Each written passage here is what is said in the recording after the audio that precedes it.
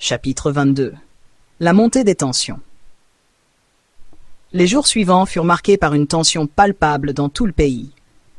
Les annonces gouvernementales n'avaient pas suffi à apaiser la colère populaire, et les manifestations se poursuivaient avec une intensité renouvelée. Le soutien international pour le mouvement grandissait également, attirant l'attention de nombreuses organisations de défense des droits humains. Samira et son équipe, cachés dans leur refuge, suivaient attentivement l'évolution de la situation. Ils savaient que leur prochaine action serait cruciale pour maintenir la pression sur le gouvernement et protéger leur mouvement. Un matin, alors que Samira consultait les dernières nouvelles sur son ordinateur portable, Youssef entra précipitamment dans la pièce.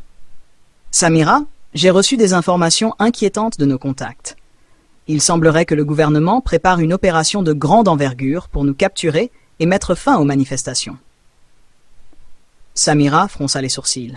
« Quels sont les détails ? » Apparemment, ils vont mobiliser les forces de sécurité et même l'armée pour disperser les manifestants et procéder à des arrestations massives. Ils espèrent nous trouver et nous arrêter dans la foulée. Samira prit une profonde inspiration. « Nous devons agir vite. Si nous sommes capturés, tout ce pourquoi nous avons travaillé pourrait être réduit à néant. » Elle convoqua immédiatement une réunion avec toute l'équipe. Lorsqu'ils furent tous rassemblés, elle exposa la situation. « Nous sommes à un moment critique. Le gouvernement est prêt à tout pour nous faire taire. Nous devons être plus stratégiques que jamais. »« Que proposes-tu » demanda Fatima. « Nous devons disperser nos forces. Chacun d'entre nous doit se rendre dans un lieu différent et continuer à travailler de manière indépendante. Cela compliquera leur tâche de nous trouver et de nous arrêter tous en même temps. » Youssef acquiesça. « Bonne idée. Nous devons aussi intensifier nos efforts pour obtenir des témoignages et des preuves supplémentaires. Chaque nouvelle révélation peut affaiblir davantage le gouvernement. » L'équipe se sépara, chacun prenant la direction d'un lieu différent. Samira, accompagnée de Youssef, se rendit dans un appartement sûr à la périphérie d'Alger, tandis que Fatima et d'autres membres de TAF se dispersèrent dans différentes régions du pays. Dans les jours qui suivirent, les forces de sécurité intensifièrent leur répression. Des arrestations massives eurent lieu, mais les porteurs de lumière continuèrent leur travail dans l'ombre, diffusant de nouvelles preuves de corruption et mobilisant la population. Un soir, alors que Samira et Youssef travaillaient tard, ils reçurent un message crypté de Fatima. « J'ai obtenu des informations cruciales. J'ai besoin de votre aide pour les analyser et les publier. Rendez-vous au point de rencontre habituel demain soir. » Samira hocha la tête en lisant le message. « Nous avons du travail à faire. » Le lendemain soir, Samira et Youssef se rendirent au point de rencontre, une petite maison discrète à l'extérieur de la ville. Fatima les attendait avec une pile de documents et un ordinateur portable. Ces documents prouvent des détournements de fonds massifs par plusieurs hauts fonctionnaires, y compris Saïd Belkacem. Mais il y a plus. Ils révèlent également que ces détournements ont été facilités par une puissance étrangère. Samira et Youssef échangèrent un regard inquiet. « Quelle puissance étrangère ?» demanda Youssef. « Les documents mentionnent des connexions avec des entreprises et des banques basées dans plusieurs pays occidentaux, » répondit Fatima. « Si cela est vrai, la souveraineté de notre pays est en danger. » Samira prit une profonde inspiration.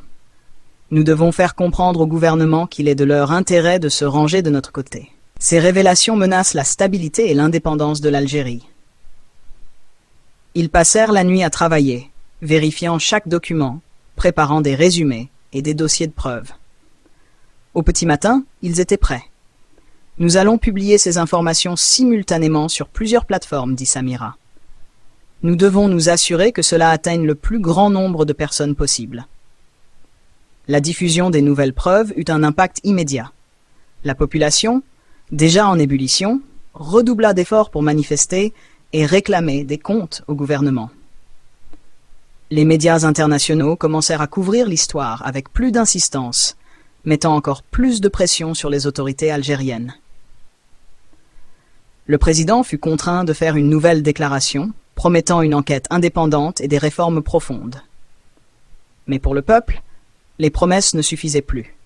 Il voulait des actions concrètes et des résultats tangibles. En réponse, les porteurs de lumière lancèrent un appel à l'unité nationale.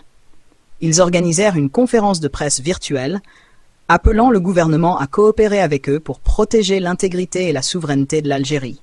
« Nous avons tous un ennemi commun », déclara Samira lors de la conférence. La corruption et l'ingérence étrangère menacent notre pays. Nous devons nous unir pour les combattre. Le gouvernement a le choix. Soit il se joint à nous dans cette lutte, soit il sera tenu responsable de la destruction de notre nation.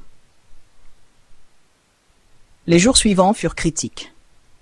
Taef continua de travailler en coulisses, préparant de nouvelles révélations, tout en s'efforçant de protéger ses membres et ses alliés. La lutte pour la vérité et la justice en Algérie était loin d'être terminée, mais Samira et son équipe étaient plus déterminés que jamais à voir leur mission accomplie.